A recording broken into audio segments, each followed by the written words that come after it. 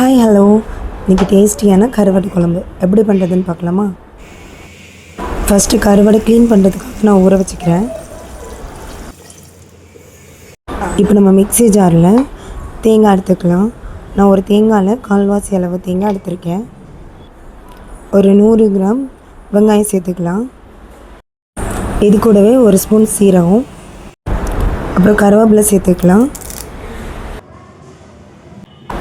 இப்போ ஒரு தக்காளியை கட் பண்ணி இது கூட சேர்த்துக்கலாம்.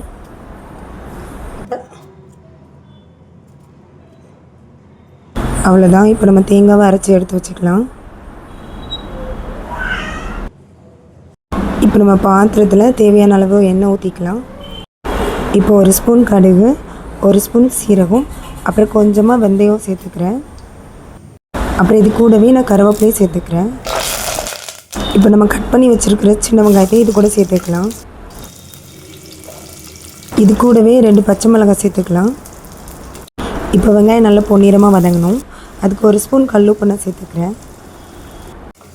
வெங்காயம் நல்லா வதங்கினதும் குழம்புக்கு தேவையான மசாலா இப்போ நம்ம சேர்த்துக்கலாம். இப்போ நான் 2 ஸ்பூன் குழம்பு மிளகாத்தூள் சேர்த்துருக்கேன். இது கூடவே ஒரு ஸ்பூன் தனி மிளகாத்தூளும் சேர்த்துருக்கேன். நம்ம முன்னாடியே மசாலா சேர்க்குறதுனால குழம்பு நல்லா கலர்ஃபுல்லாகவும் இருக்கும். மசாலா ஸ்மெல்லும் குழம்புல அதிகமாக இருக்காது. இப்போ நம்ம நல்லா வதக்கி விட்டுக்கலாம். இப்போ நம்ம கட் பண்ணி வச்சுருக்கிற ஒரு தக்காளி இது கூட சேர்த்துக்கலாம். தக்காளி நல்லா வேகட்டும், அது வரைக்கும் நல்லா வதக்கி விட்டுக்கலாம். தக்காளி நல்லா வதங்கினதும் இது கூடவே நம்ம தேவையான அளவு காய்கறி சேர்த்துக்கலாம். இப்போ நான் என்னென்ன காய்கறிலாம் சேர்த்துருக்கேன்னா 2 கத்திரிக்காய், ஒரு உருளைக்கிழங்கு, கொஞ்சமாக மொச்சை இது கூட சேர்த்துருக்கேன். மொச்சை சேர்த்துக்கிட்டிங்கன்னா டேஸ்ட் இன்னுமே கொஞ்சம் நல்லாயிருக்கும். இது கூடவே நம்ம முருங்கைக்காவும் சேர்த்துக்கலாம். இப்போ காய்கறியை நல்லா கிளறி விட்டுக்கலாம். காய்கறி எண்ணெயிலே ஒரு அரை வேக்காடு வேகணும்.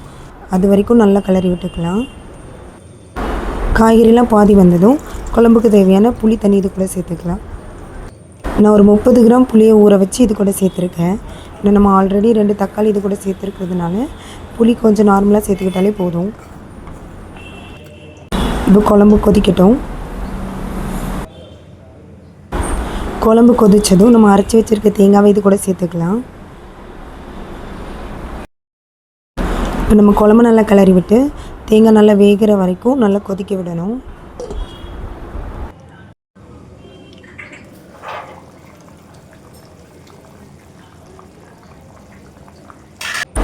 இப்போ குழம்பு நல்லாவே கொதிக்க ஆரம்பிச்சிருச்சு. இப்போ நம்ம கழுவி வச்சுருக்க கருவாட்டை இது கூட சேர்த்துக்கலாம்.